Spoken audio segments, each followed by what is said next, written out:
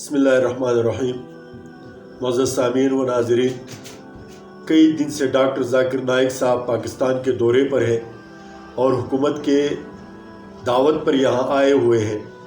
یہ بات یاد رکھیں کہ وہ انڈیا کے ہیں اور انڈیا میں اس نے بہت بڑا کام سر انجام دیا ہے، اور جب سے مودی کی حکومت آئی تو اس کو گویا کہ جلا وطن ہونا پڑا، اور یہ جا کر ایک اور اسلامی ملک میں رہ رہا ہے۔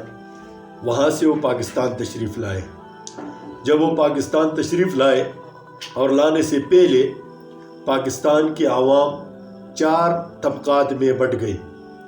ایک طبقہ اہل تشیع کا ہے، جن کا کام ہی نفاق اور نفاق پھیلانا ہے۔ وہ ڈاکٹر ذاکر نائک سے اس حوالے سے خائف بھی تھے اور ناراض بھی تھے، چونکہ وہ صحابہ کرام اور اہل البیت کے توقیر، تعظیم اور اس کے قائل ہیں، اور ظاہر اہل السنت والجماعت کے ساتھ اس کا تعلق ہے، تو اس حوالے سے وہ اس کے ساتھ حسد و بغض رکھتے ہیں۔ اگرچہ برملا اظہار نہیں کر سکتے، لیکن ان کے دلوں میں اور ان کے حرکات اور سکنات سے یہی پتہ چلتا ہے۔ دوسرا طبقہ غیر مقلدین کہلاتا ہے پاکستان میں۔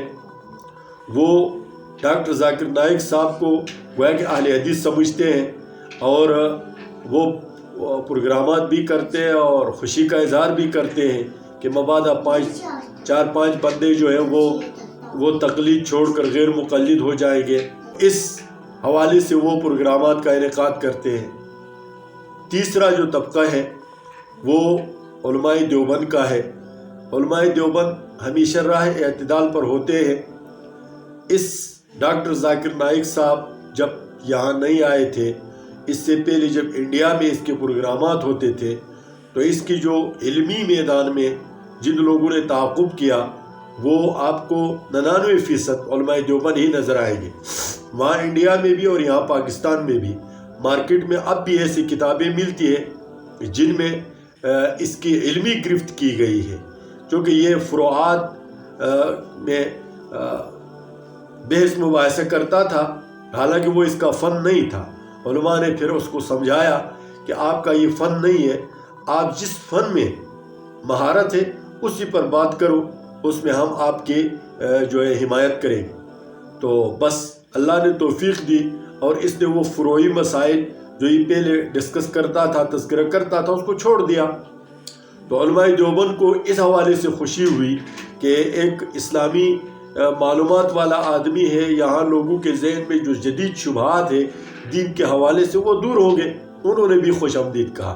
لیکن جو سب سے زیادہ تکلیف جس طبقے کو ہوا وہ بریلوی مکتب فکر ہے۔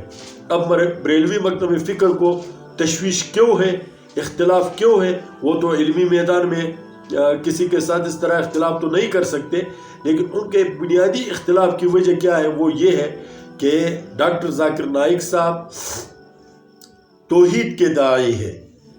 وہ اگر مشرکین جو ہندو ہیں ان کے ساتھ اگر وہ مباحثہ کرتا ہے، اس طرح اہل بدعت کے ساتھ وہ مباحثے کرتا ہے، تو خالص توحید کے حوالے سے بات کرتا ہے۔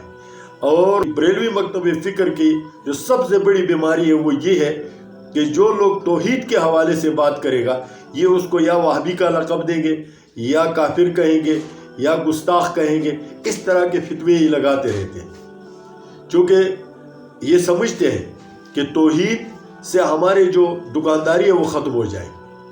اس لیے یہ آپ دیکھیں گے کہ یہ خالص قرآن کا ترجمہ بھی کسی کو نہیں پڑھاتے، بلکہ یہ فتویٰ دیتے ہیں کہ ہر آدمی کو قرآن کا ترجمہ نہیں پڑھنا چاہیے۔ اور کیوں نہیں پڑھنا چاہیے؟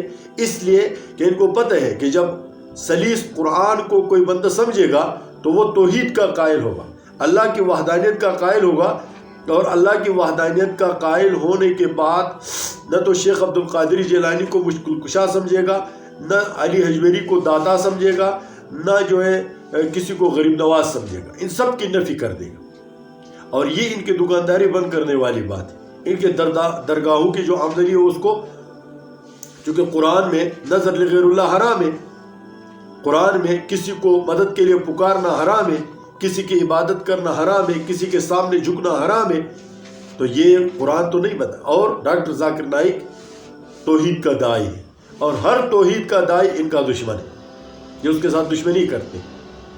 لہٰذا میں پاکستانی عوام سے یہی گزارش کرتا ہوں کہ اس طرح کے لوگوں کو بار بار بلایا جائے۔ کسی کا غیر مقلد ہونا عیب نہیں ہے، کسی کا دیوبندی ہونا عیب نہیں ہے، کسی کا نفس بریلوی ہونا عیب نہیں ہے، لیکن شرک کرنا عیب ہے۔ جو آدمی غیر اللہ کو پکارے گا، جو آدمی نظر لغیر اللہ کرے گا، کسی اور کو حاجت روا مشکل کشا سمجھے گا، حضرت علی رضی اللہ تعالیٰ عنہ کو مشکل کشا سمجھے گا، حضرت شیخ عبد القادر جیلانی کو مشکل کشا سمجھے گا، تو سمجھو کہ یہ عیب پیدا ہو گیا۔ یہ اسلام کا مزاج نہیں ہے۔